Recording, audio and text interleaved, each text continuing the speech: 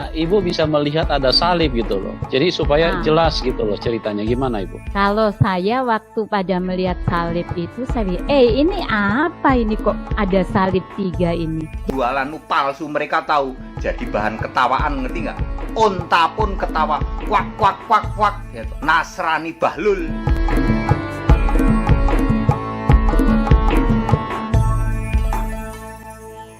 Assalamualaikum warahmatullahi wabarakatuh. Halo Sobat Tama, jumpa kembali bersama Tama. Kali ini Tama akan menyuguhkan video kesaksian seorang muslimah yang melihat 3 salib di Mekah. Muslimah ini berangkat umroh hanya untuk dipandang orang biar orang-orang bilang, wah wah wah wah wah wah wah. Selain itu dia juga punya pengalaman setelah sholat.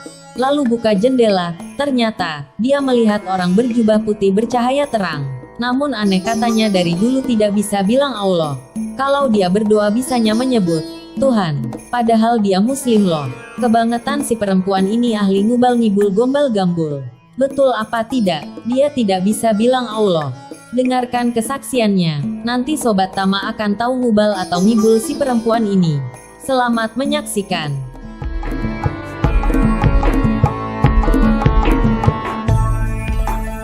Oke teman-teman, kita akan sambut Ibu Nana. Terima kasih atas waktunya. Kami mengucapkan salam buat semuanya. Assalamualaikum warahmatullahi wabarakatuh. Salam sejahtera bagi kita semua. Shalom, Om Swastiastu, Namo Buddhaya, salam kebajikan. Singkat cerita, saya adalah orang muslim. Dari 9 bersaudara, saya anak kelima. Orang tua saya juga muslim. Dan saya pun dididik dengan muslim. Tapi memang kita tidak mengerti apa rencana Tuhan. Di saat 2010 saya beribadah haji. Saya tidak tahu saya bisa beribadah haji, dan itu pun yang harus dijanjikan 10 tahun ke depannya, daftar tahun 2008 yang harus berangkat tahun 2020 oleh yayasan. Saya tidak menyebutkan yayasan apa di situ. Saya meminta dengan Bapak Kiai yang mempunyai yayasan. Saya berbicara untuk saya secepatnya beribadah haji. Walaupun saya sebagai orang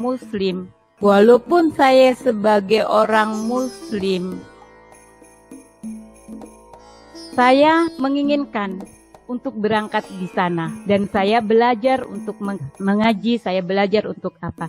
Tapi di saat saya ini belum tawafnya, tapi saya masih ada di Jabal Rohmah, disitulah saya melihat 3 salib. Apa arti semua itu? Saya tidak tahu. Dan saya mengenal Tuhan saat ini 2,5 tahun. Jadi hampir 3 tahun. Saat ini saya mengenal Tuhan. Saya begitu penuh dengan sukacita. Ada kedamaian yang sangat luar biasa yang belum pernah saya rasakan. Walaupun saat itu saya belum mengenal Tuhan. Apa yang saya inginkan saya selalu bisa. Tapi di dalam dunia ini bukanlah semata-mata saya mencari uang. Tapi saya di dalam dunia ini saya bersyukur benar-benar Tuhan menjamah saya. Untuk kedepannya saya tidak tahu seperti apa saat itu. 2010 dan 2017 saya dijamah oleh Tuhan Yesus. Dan saya benar-benar memutuskan. Saya lepas hijab. Saya lepas dari pekerjaan-pekerjaan yang saya geluti. Di samping itu saya banyak yang mengikuti dari manapun pengajian atau apa. Orang pasti mengenal saya karena saya aktif. Tapi di situ saya tidak ada kedamaian. Yang ada adalah kesombongan diri saya. Dan saya bisa merasakan setelah jamahan Tuhan Yesus 2017, dan itu memang doa saya. Saya menginginkan benar-benar jadi, tapi saya berdoa bukan dengan bahasa Arab. Saya berdoa, Tuhan tolong tunjukkan bahwa siapa diri saya yang sebenarnya untuk saya bisa mengikut Engkau Tuhan.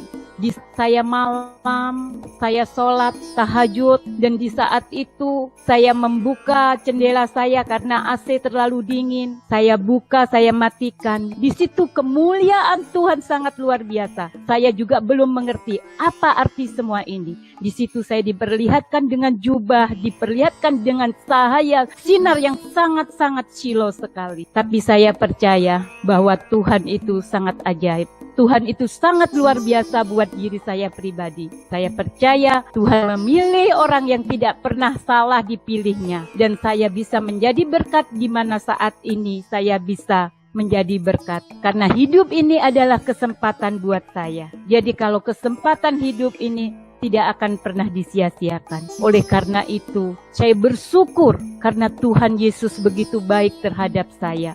Saya meninggalkan keluarga saya meninggalkan pekerjaan saya, bahkan saya meninggalkan teman-teman saudara-saudara saya. Dan begitu mereka tahu pun mereka tidak menghubungi saya.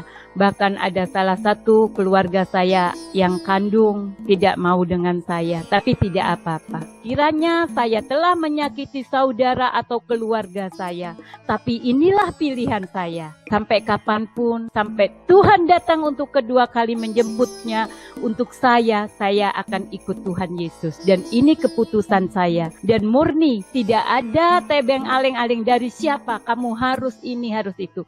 Tapi itu memang Roh Kudus yang sudah ditanamkan di dalam rahim ibu saya. Dan sungguh sangat luar biasa. Ini yang saya rasakan, penuh dengan sukacita, penuh dengan kedamaian yang belum pernah saya rasakan selama ini. Mungkin saat dulu saya bisa beli nasi goreng yang harganya 100.000 atau jus 75.000, tapi saat ini untuk beli beras 1 kilo hanya 11.000 mungkin susah. Tapi itu tidak membuat saya gentar. Karena apa?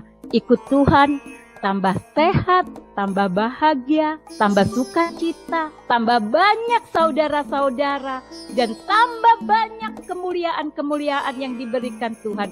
Anugerah, dan saya menikmati nafas kehidupan saya saat ini. Tuhan yang berikan. Tanpa Tuhan saya tidak bisa apa-apa. Kesaksian saya sedikit, jadi saya serahkan kembali kepada Bapak. Ya. Shalom. Mungkin ada beberapa hal yang saya ingin tanyakan supaya Ibu bisa lebih memberikan penjelasan supaya teman-teman yang ada bisa menjadi jelas ya. Ibu pergi haji itu 2010. tahun berapa ya Bu? 2010 ya. Dasarnya Ibu pada waktu itu pergi haji karena apa Bu? Karena keinginan pribadi atau bagaimana Bu? Ya, kepingin aja dilihat. Wah, gitu mungkin. Karena dari dasarnya juga tidak mengerti seperti apa. Jadi kan nanti dari sana dapat titel dan pakai baju yang bagus-bagus seperti itu dan bisa berkumpul dengan orang-orang yang ini. Dan memang ternyata wah saat itu jadi mewah di mata Tuhan, tapi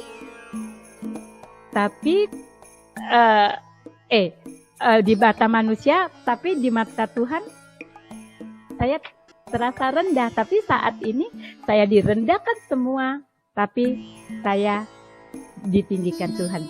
Ibu waktu itu pergi haji sendiri apa bersama keluarga atau suami?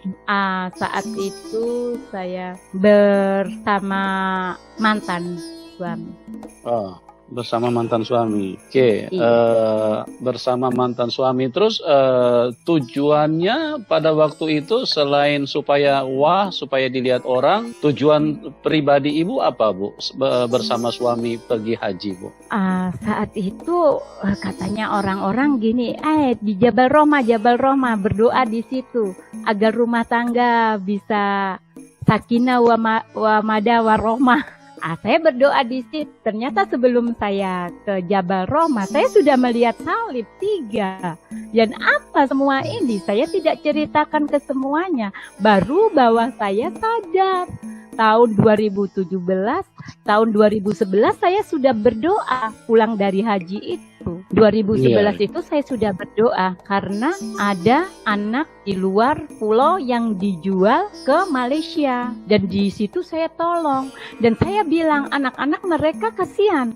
Masih usia 14 tahun tapi sudah dipalsukan KTP-nya 16, 17, 18. Dan mereka tidak tahu apa-apa. Tapi saya bilang, kami bantu. Saya kepingin jadi berkat di tempat kamu. Saya bilang gitu, itu tahun 2011.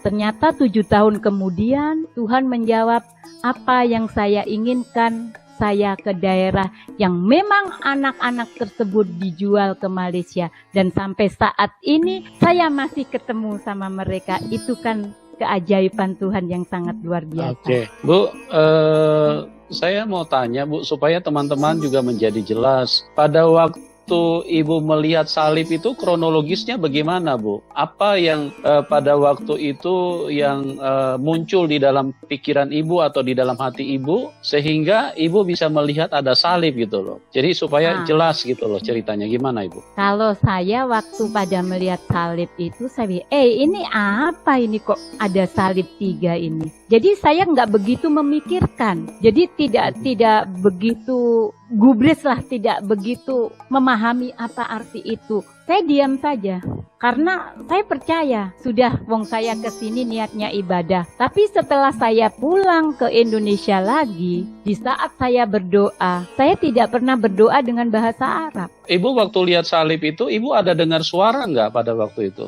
Tidak, cuma saya lihat saja. Jadi Ibu cuma lihat lihat saja. aja yang ternyata saat ini seperti ada di Golgota. Di dalam pikiran Ibu tidak ada pikiran apa-apa pada waktu itu? Sehingga misalnya Sama Ibu misalnya gini, saya bersyukur saya bisa beribadah, bisa dekat dengan Tuhan, atau apa begitu muncul di dalam hati Ibu sehingga tiba-tiba kok salib muncul gitu loh Bu.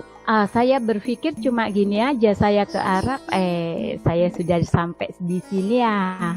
Besok pulang saya ke Indonesia lagi sudah lain lagi. Jadi saat saya di Mekah itu saya tidak merasa, saya melihat Tuhan, saya ini. Tidak ya, seperti apa, begitu apa yang dijalankan kewajiban di sana, ikut-ikutan saja gitu. Jadi tapi setelah pulang dari sana, itu saya bisa merasakan apa semua arti salib itu.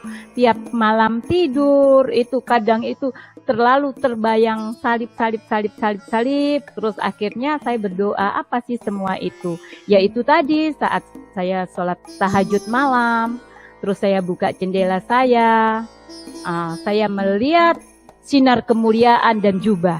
Ya, waktu Ibu sholat tahajud malam, apa yang Ibu katakan, apa yang ada di dalam hati Ibu pada waktu itu setelah melihat salib? Saya bilang gini, Tuhan, bukan karena saya pakai bahasa Indonesia, tetap dari awalnya memang saya sebut Tuhan. Jadikan saya orang yang benar-benar beriman. Jadikan saya ini alat bagi Engkau Tuhan. Saya tidak mau hidup Bukan seperti ini. Ibu pada waktu itu tidak menyebut Allah gitu. Saya sulit untuk menyebut Allah dari dulu dan teman gitu. saya sulit untuk menyebut Allah dari dulu dan teman gitu. saya sudah tahu. Jadi dari situ saya selalu berdoa. Bahkan yang diajarkan juga oleh orang sebagai orang tua rohani saya. Waktu itu Ibu Yai sama Bapak, Abah sama Umi. Itu saya lakukan. Tapi rasanya tidak seperti masuk dalam diri saya, tidak hidup. Tapi begitu saya mengenal firman Tuhan, firman ini benar-benar hidup. Dan firman ini benar-benar ada dalam diri saya, apa yang memang Tuhan katakan. Di situ kalau dilakukan, memang benar terasa dalam diri saya. Jadi perbedaan sangat jauh sekali. Jadi dalam kehidupan saat itu, saya juga ogah-ogahan lah. Jadi yang penting saya Ibu keluar pakai kerudung. Jadi waktunya ada acara-acara keagamaan muncul sudah, gitu saja. Tapi tidak ada sukacita dan kedamaian dalam jiwa saya. Maksudnya apa ini? Umat-umat Muslim itu prihatin dengan konfrontatif. Ada channel-channel yang sengaja membuat konfrontasi jualan murtadin. Ya nggak peduli murtadin ini murtadin beneran apa murtadin settingan di skenario. Giliran disuruh baca Al-Fatihah gelageban keringetan. Dipakai jualan gitu. Yusuf Pandang Bulu, channel mabuk kebanyakan pendeta mall pletok, jualanmu palsu. mereka itu tahu, ngerti nggak? Mereka itu ngerti, saudara-saudara kita umat muslim itu ngerti jualanmu palsu. Demikian Sobat Tama, ini sangat luar biasa besar ngibul gundal gambul.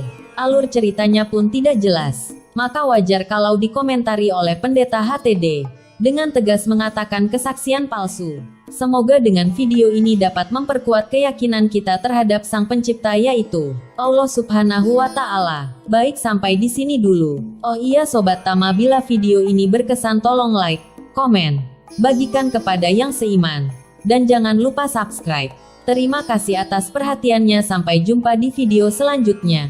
Sekian dan terima kasih. Wassalamualaikum warahmatullahi wabarakatuh.